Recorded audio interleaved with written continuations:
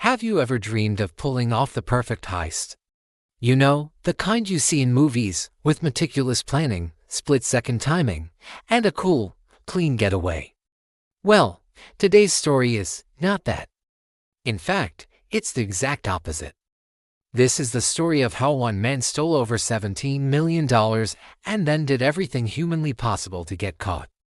Welcome to the hilarious, unbelievable, and downright dumb story of the 1997 Loomis Fargo robbery. Our story begins in Charlotte, North Carolina, with a man named David Ghantt. David wasn't a criminal mastermind. He was a vault supervisor at Loomis Fargo, an armored car company. He was a military veteran, a quiet guy, and by all accounts, a pretty and remarkable employee. But David had two big problems. He was bored with his life, and he had a major crush on a coworker named Kelly Campbell. Kelly had already left the company, but she and David stayed in touch. One day, she introduced him to an old friend of hers, Steve Chambers. Steve was a small-time crook with big-time ambitions. Seeing David's access to millions of dollars, Kelly and Steve hatched a plan. Or, well, something that vaguely resembled a plan. They convinced David that he was the key to a life of luxury and adventure. All he had to do was rob the vault he was paid to protect. The plan was simple, almost laughably so. David would stay behind after his shift, load up a company van with as much cash as he could, and drive away. Steve Chambers assured him he would take care of everything else. He'd wire David a small amount of money to live on in Mexico while things cooled down, and then, once the coast was clear, they'd all meet up and live like kings. David, blinded by his crush on Kelly and the promise of a new life, agreed. So, on the evening of October 4, 1997, David Ghantt put the plan into action. He dismissed his coworker early, then calmly began loading a company van with stacks of cash.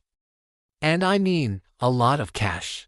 He loaded over $17.3 million, weighing nearly 2,800 pounds.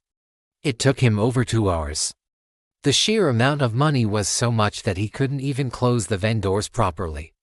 He had to use duct tape to hold them shut. After successfully cramming millions of dollars into the van, David drove to a warehouse where he met up with Kelly, Steve, and their crew. They transferred the cash into barrels and loaded them into another vehicle. David was given about $50,000 and told to head straight for Mexico. His instructions were clear: lay low, don't draw attention, and wait for their call. It sounds easy enough, right? Wrong. This is where the story goes from a simple heist to a full-blown comedy of errors. The first clue David left for the FBI was, well, himself. He didn't just disappear. He locked the vault and left the building, but he also left behind the company van. And inside that van, his wallet and keys.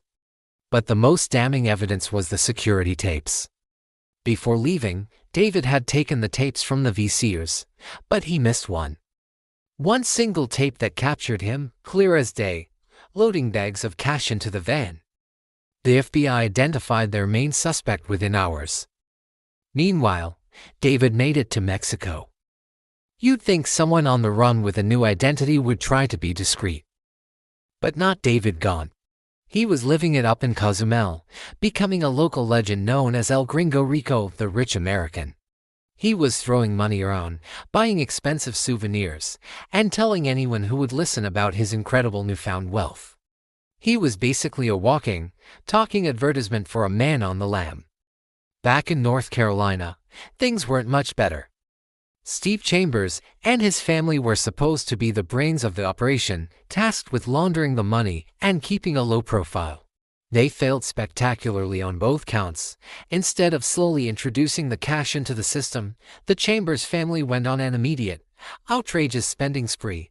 Steve and his wife, Michelle, moved out of their mobile home and into a multi-million-dollar mansion in a wealthy neighborhood. They called their new estate the Kramer Mountain Castle. They bought a brand new BMW Z3 for cash. Michelle went to the bank and tried to make a large deposit, asking the teller, "How much can I deposit before you have to report it to the feds?"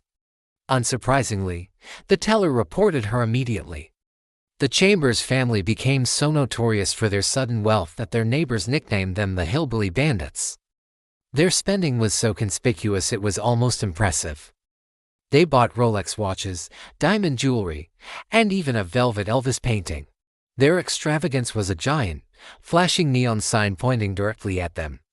The FBI, who were already tracking them, just had to sit back and watch as the Chambers family practically incriminated themselves. While the Chambers crew was living large, David Ghantt was getting nervous in Mexico. The money he was promised wasn't coming through, and he was starting to realize that Steve Chambers might not be the most reliable partner. His paranoia grew when he heard a news report that the FBI was closing in. He started to worry that Steve might try to permanently silence him to keep the entire fortune for himself. And you know what? He was right. Steve Chambers, realizing David was a loose cannon, decided the only way to solve the problem was to hire a hitman to take him out. He hired a man named Mike McKinney, gave him a gun and some cash, and sent him to Mexico to find David. But, in keeping with the theme of this whole operation, the hitman was just as incompetent as everyone else. McKinney went to Mexico, but instead of finding David, he spent his time partying and trying to find a good taco stand. He apparently made a few half-hearted attempts to locate David but eventually gave up and came home.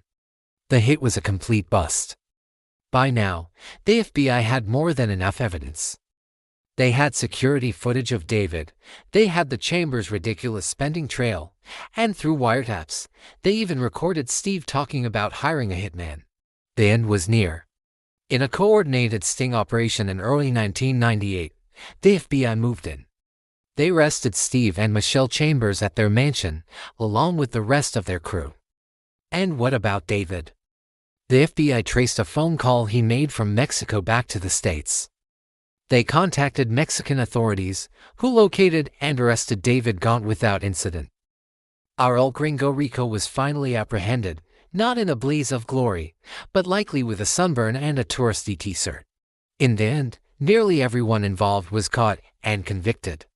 David Ghantt, the man who started it all, was sentenced to 7.5 years in prison. Steve Chambers, the supposed mastermind, got a heavier sentence of over 11 years. Kelly Campbell also served prison time. The FBI managed to recover about 85% of the stolen money, much of it still stashed in barrels or traceable through the gang's lavish purchases. The Loomis Fargo heist of 1997 remains one of the largest cash robberies in U.S. history. But it's remembered less for the amount stolen and more for the sheer, unbelievable stupidity of the people who stole it. It's a perfect example of what happens when greed completely overshadows common sense.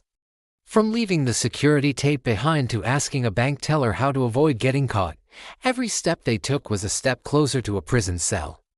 It's a story so wild it was even made into a movie called Masterminds, and frankly, the reality is almost funnier than the Hollywood version. It serves as a hilarious reminder that having access to millions of dollars doesn't mean you have the brains to keep it. Thanks for hanging out with me today to explore this truly bizarre moment in true crime history. If you enjoyed this story, please hit that like button and subscribe for more tales of unbelievable heists, mysteries, and historical oddities. Drop a comment below and let me know what you think is the dumbest mistake they made. See you in the next video.